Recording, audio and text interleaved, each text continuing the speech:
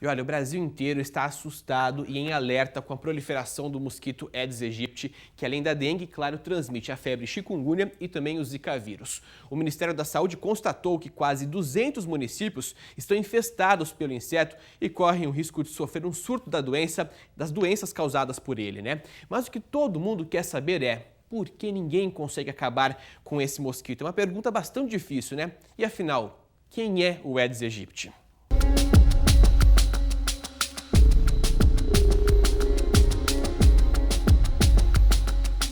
Ele é um velho conhecido nosso que, apesar de ter menos de 1 centímetro, já provou que tem um poder imenso sobre aqueles que dão brecha. No Brasil, o Aedes aegypti é famoso por ser o mosquito da dengue, mas essa não é a única doença transmitida por ele. Como a espécie tem se mostrado cada vez mais resistente e adaptável ao clima, o mosquito também se tornou eficiente no contágio da febre chikungunya e do Zika vírus. A infecção causada pelo vírus chikungunya provoca sintomas parecidos com os da dengue, mas as dores são muito mais intensas, principalmente nas articulações. O Ministério da Saúde diz que os casos de mortes pela doença são raros. Já o Zika vírus tem sido apontado como o principal responsável por um surto inédito no Brasil, o de microcefalia. A microcefalia é uma diminuição do perímetro, da medida da cabeça da criança. Então, o que acontece? O vírus ele compromete o cérebro da criança e existe uma atrofia do cérebro da criança e, por conseguinte, existe uma diminuição do crescimento do perímetro cefálico, que a gente chama, do tamanho do cérebro da criança, com comprometimento no futuro dessa criança.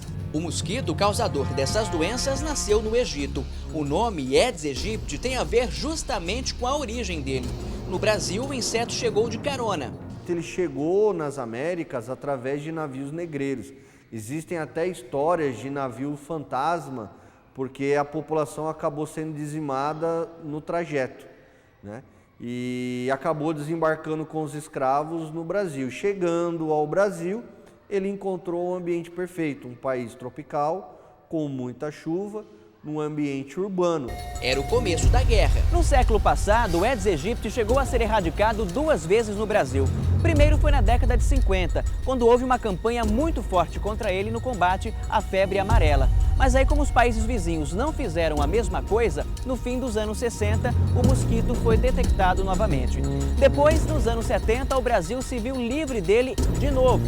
Só que aí, anos mais tarde, o inseto voltou e parece que dessa vez foi para ficar. Tanto que não há mais chances de acabar com o mosquito. Não se escuta mais essa palavra de erradicação do Aedes aegypti.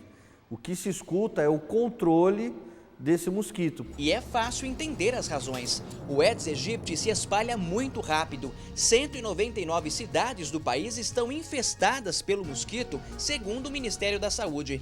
50 delas estão nas regiões oeste e noroeste de São Paulo. A fêmea do mosquito coloca os ovos nas bordas do recipiente, não dentro da água. E ela coloca uma média de 20 até 70 ovos por postura. E ao longo da vida dela, que é uma média de 40, 45 dias, ela faz 10 posturas. Esses ovos podem permanecer naquele recipiente até 2 anos no seco e eu voltar depois a colocar água naquele recipiente. Esses ovos em contato com a água vai eclodir e vai completar o ciclo dele. Que nas temperaturas normais seria até de 7 a 10 dias. Com as altas temperaturas que nós temos vivido, ela pode chegar a 5 dias, o ciclo completo do Aedes aegypti. O remédio para combater o poder do mosquito continua sendo a conscientização. E quem trabalha na linha de frente dessa batalha tem cumprido muito bem esse papel. Aqui é muito importante a senhora estar colocando o detergente pelo menos uma vez por semana, tá? E efetuando também a limpeza da bandeja.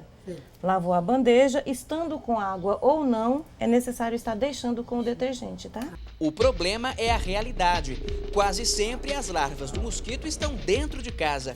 É como se nós estivéssemos dando munição para o inimigo usar contra a gente. Geralmente, quando você visita as casas, você encontra muitas larvas, muitos criadores. Quais são as principais irregularidades que as pessoas às vezes cometem sem perceber ou então porque deixam passar em branco mesmo? Há poucos dias mesmo fizemos um bloqueio onde 3 imóveis já haviam 41 amostras de larvas. E a gente conta muito com a colaboração do morador. Ele é a peça fundamental no controle da doença. Se ele não cuidar da sua residência, só o nosso esforço é pouco. O Marcos segue à risca as orientações para combater o mosquito. É que ele virou, digamos, freguês do Aedes aegypti. E não foi uma, nem foram 2 vezes não, viu? Num prazo assim de 5 anos, eu tive 7 vezes dengue. A primeira, 5 anos atrás, foi a mais brava, que foi violenta mesmo. Os sintomas eram muito fortes. A última, que disseram que era chikungunya, essa também foi brava igual a primeira. É a única que eu perdi peso, perdi 8 quilos, porque a dor é violenta, não dá para comer. A gente fala uma coisa, até meio difícil de falar, né? Mas o povo tem que ser mais limpo, mais aciado com a casa dele, com o quintal dele. Chega de dengue, pelo amor de Deus, é bravo. E chikungunya também no caso. Nossa, essa é brava. Se ela pegar um cara meio debilitado, ela mata.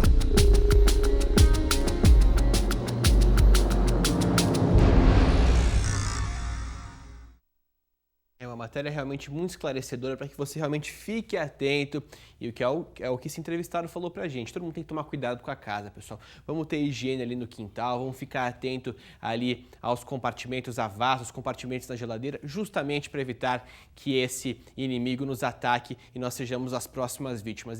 A gente não consegue entender que esse número de casos de dengue não diminui aqui no nosso país. Então, por isso, tem que reforçar. A gente fica batendo nessa tecla, justamente é uma situação que merece muita atenção.